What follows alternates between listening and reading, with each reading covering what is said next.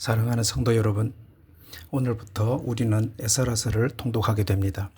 에스라서는요, 바벨론 포로 생활 이후 하나님께서 무너진 이스라엘 공동체를 어떻게 다시 세워가시는지를 기록한 책입니다. 전통적으로 에스라서의 저자는 제사장이자 율법학자인 에스라로 알려져 있습니다. 에스라는 포로 귀환 이후 예루살렘으로 돌아와 백성들에게 하나님의 율법을 가르치고 신앙개혁을 이끌었던 영적 지도자였습니다. 에스라서는 대략 주전 450년경에 기록된 것으로 여겨집니다. 기록 배경은 바벨론 포로 생활이 끝난 이후 바사왕 고레스의 칙령으로 유다 백성이 예루살렘으로 돌아온 시기입니다. 이 책은 단순한 역사 기록이 아닙니다. 무너진 신앙이 어떻게 회복되는지, 예배가 어떻게 다시 세워지는지, 하나님과의 관계가 어떻게 회복되는지를 보여주는 회복의 책입니다.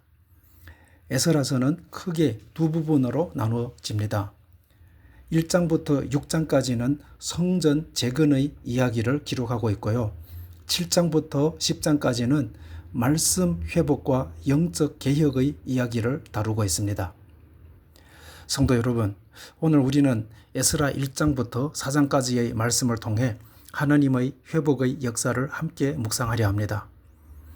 이스라엘 백성은 오랫동안 포로 생활을 했습니다. 나라를 잃어버렸지요. 성전도 무너졌습니다. 예배도 끊어졌습니다. 희망도 사라진 것처럼 보였지요.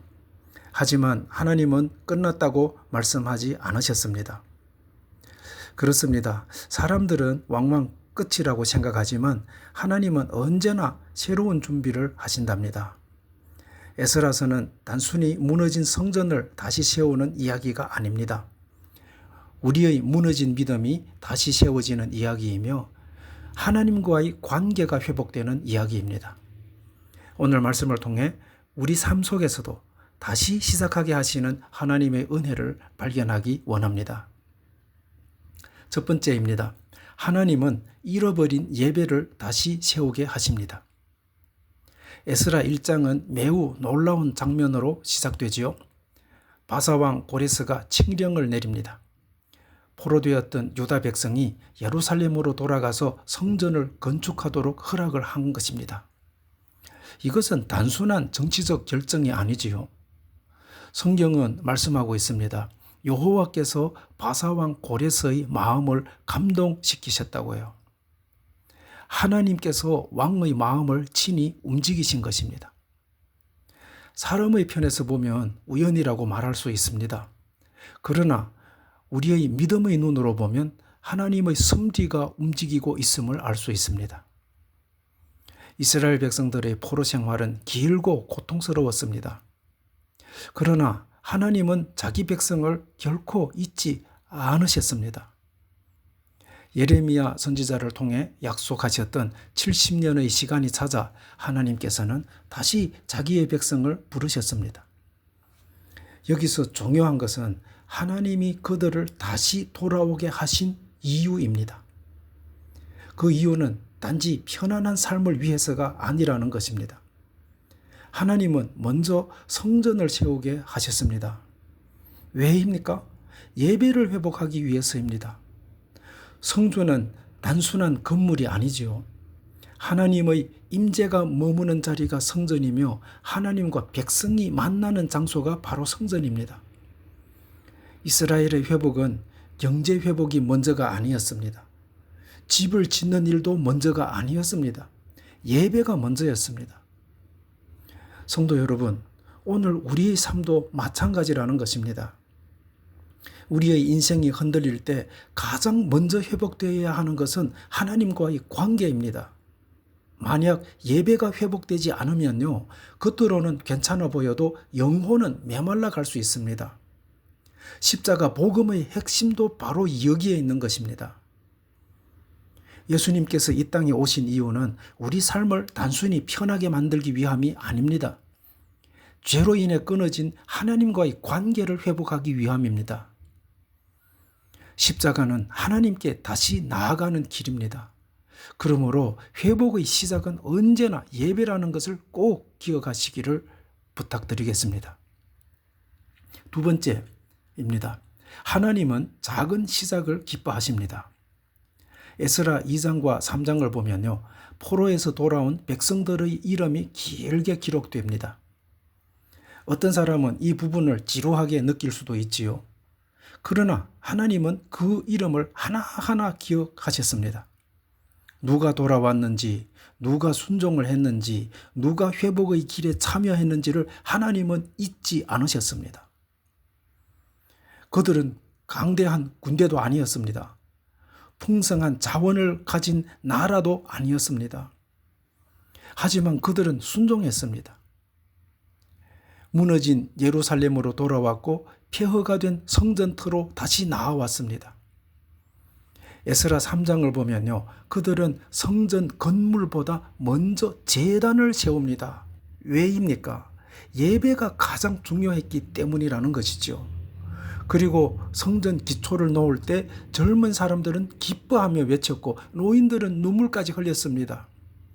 과거 솔로몬 성전의 영광을 기억했기 때문입니다. 현재의 모습은 작고 초라해 보였습니다. 하지만 하나님은 작은 시작을 무시하지 않으신답니다. 사람은 규모를 보지만 하나님은 순종을 보시기 때문이죠. 오늘 우리의 삶도 그렇습니다. 기도를 다시 시작하는 것, 말씀 읽기를 다시 시작하는 것, 예배의 자리를 회복하는 것, 작아 보일 수 있습니다. 하지만 하나님은 그 작은 순종을 귀하게 받으십니다. 신앙은 거대한 변화보다 작은 결단에서 시작됩니다. 예수님 역시 가장 낮은 자리에서 시작하셨지요. 말구유에서 시작된 복음이 온 세상을 바꾸었습니다. 이렇게 하나님 나라는 언제나 작은 씨앗처럼 시작됩니다. 그러므로 저와 여러분의 오늘의 작은 믿음은 결코 작지 않다라는 것을 꼭 기억하시기를 바라겠습니다. 세 번째입니다. 하나님의 일에는 방해가 있지만 결국 이루어집니다. 에스라 4장에 들어가면 성전 재건의 방해가 시작되지요. 대적들이 찾아옵니다. 처음에는 도움을 주겠다고 말하지요. 하지만 그들의 마음 중심은 순수하지 않지요. 결국 그들은 성전 재건을 방해하기 시작합니다. 비난하고 모함하고 왕에게 고발까지 합니다. 그리하여 결국 성전 공사는 중단되어 버립니다. 여기서 우리는 중요한 사실을 배우게 됩니다. 하나님의 일을 시작하면요, 반드시 방해가 있다라는 것입니다. 여러분, 신앙생활을 시작하면 반드시 시험이 옵니다. 기도하려고 하면 분주해지고 예배를 회복하려 하면 갈등이 찾아오게 됩니다. 왜 그렇습니까? 하나님의 일은 영적 싸움이기 때문이에요. 그러나 방해가 있다고 해서 하나님의 계획이 멈추는 것은 아닙니다. 잠시 늦어질 수는 있습니다. 하지만 하나님의 뜻은 반드시 이루어집니다.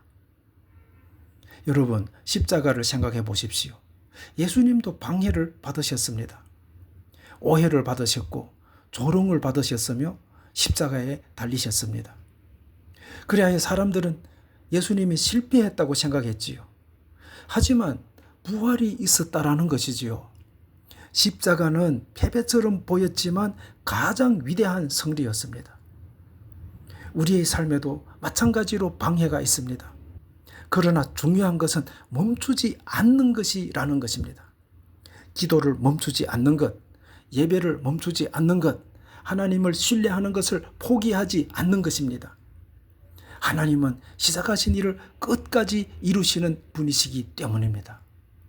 여러분, 기도를 멈추지 마시고 예배를 멈추지 마시고 하나님을 끝까지 신뢰하는 저와 여러분이 되시기를 주님의 이름으로 축복합니다. 성도 여러분, 에스라 1장부터 4장은 회복의 이야기입니다. 하나님께서는 무너진 자기 백성들을 다시 부르셨습니다. 그리고 예배를 회복하게 하셨습니다. 하나님께서는 작은 시작을 기뻐하셨고 사탄의 방해 속에서도 계획을 이루어 가셨습니다. 오늘 우리의 삶에도 무너진 부분이 있을 수 있습니다. 기도가 식어졌을 수 있습니다. 예배가 멀어졌을 수 있습니다. 신앙의 열정이 약해졌을 수도 있습니다. 그러나 하나님께서는 오늘도 말씀하십니다. 다시 시작하라. 다시 시작하라. 십자가는 끝난 인생을 다시 살리는 능력입니다. 예수님 안에서 우리는 다시 시작할 수 있습니다. 오늘도 하나님께로 돌아갑시다. 예배의 자리로 돌아가십시오. 작은 순종을 다시 시작하십시오. 하나님은 지금도 무너진 것을 회복하시는 분이라는 것을 꼭 기억하시기를 바라겠습니다. 우리 함께 기도하겠습니다. 하나님 아버지, 무너진 자리에서도 다시 시작하게 하시는 은혜를 감사합니다. 우리 삶 속에 잃어버린 예배가 회복되게 하시고 하나님과의 관계가 새롭게 되게 하소서. 작은 시작을 두려워하지 않게 하시고 끝까지 믿음으로 나아가게 하옵소서. 방해와 시험 속에서도 낙심하지 않게 하시고 십자가의 복음을 붙들고 다시 일어나는 믿음을 허락하여 주옵소서. 예수님의 이름으로 기도합니다. 아멘.